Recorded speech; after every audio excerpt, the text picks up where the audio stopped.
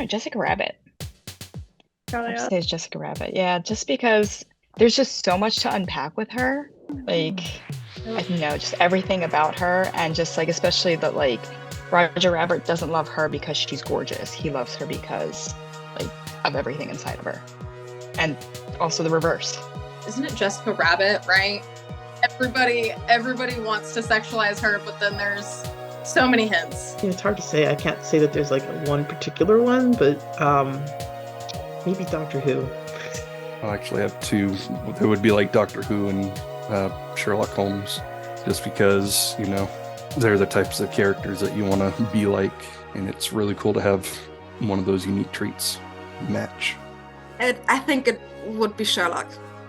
You know what? I just for what she's written, I know everybody probably says this, but Yasmine Benoit is very vocal about it, and she's very articulate about it. And I think that's what we need. So she's probably the one that stands out in the front of my mind the most. It's actually rumored that Elsa from Frozen is asexual. I did like Big Mouth's representation of asexuality, even though it was really in a still kind of Big Mouth, kind of a, very sexualized television show. But I thought it was done very well, and I thought they really reached out. You could tell they reached out to asexual people to have it written. But I didn't really watch Shadowhunters much, but I did really like the representation that, Shadowhunters really did. Raphael from Shadowhunters. Thought that was really well done. I thought it really showed like him being just himself. He's, being like, yeah, I'm still me. I'm just not really interested in. And so it's like not much really changed about him. Like, I'm still the same person. I'm just not interested in sex. But my all-time favorite still will always be Todd Chavez from BoJack. Just have him, when he came out, helped me feel more comfortable coming out. Because, and I really thank the BoJack Horseman team. Okay, so I pick Psyche from Psyche K, just because he's not technically canon. They didn't say the words asexual, but basically what he described was asexual, and he's just also really funny and really cool. I'd probably say Medusa.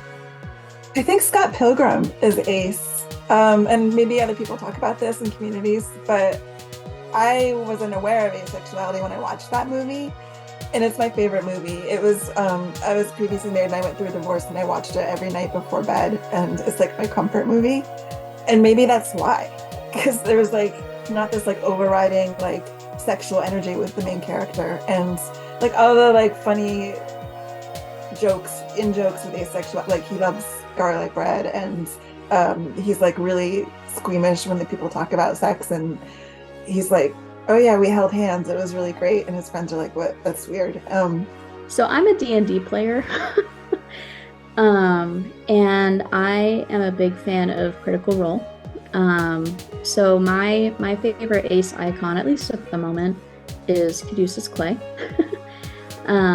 He is a character by Taliesin Jaffe. He's a cleric. And I think what I love about that character is that his coming out doesn't really impact anyone's perception of him, like at all.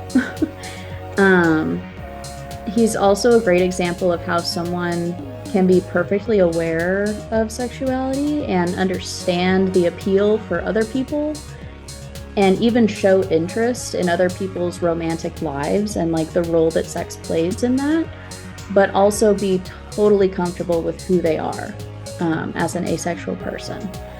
There's a popular headcanon in fandom that Batman is asexual, and the reasoning just sort of hits home for me, that he can have relationships, but he doesn't feel that way, which explains a lot of things that happen in the comics regarding to his relationships. So I definitely, when I think of Batman, I definitely think that regardless of what he does in his life or what relationships he has, that he's asexual. But I'd have to say my number one is definitely Peridot from Steven Universe. Partly because I love her character arc, how she goes from being like super duper cold and robotic, which is like a really common asexual stereotype, to then just becoming completely unhinged and a little gremlin. Jughead.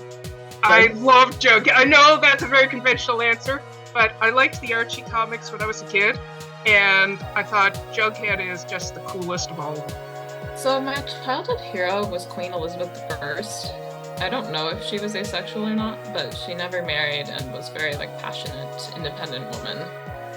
And I always looked up to her, and we also have the same name, so.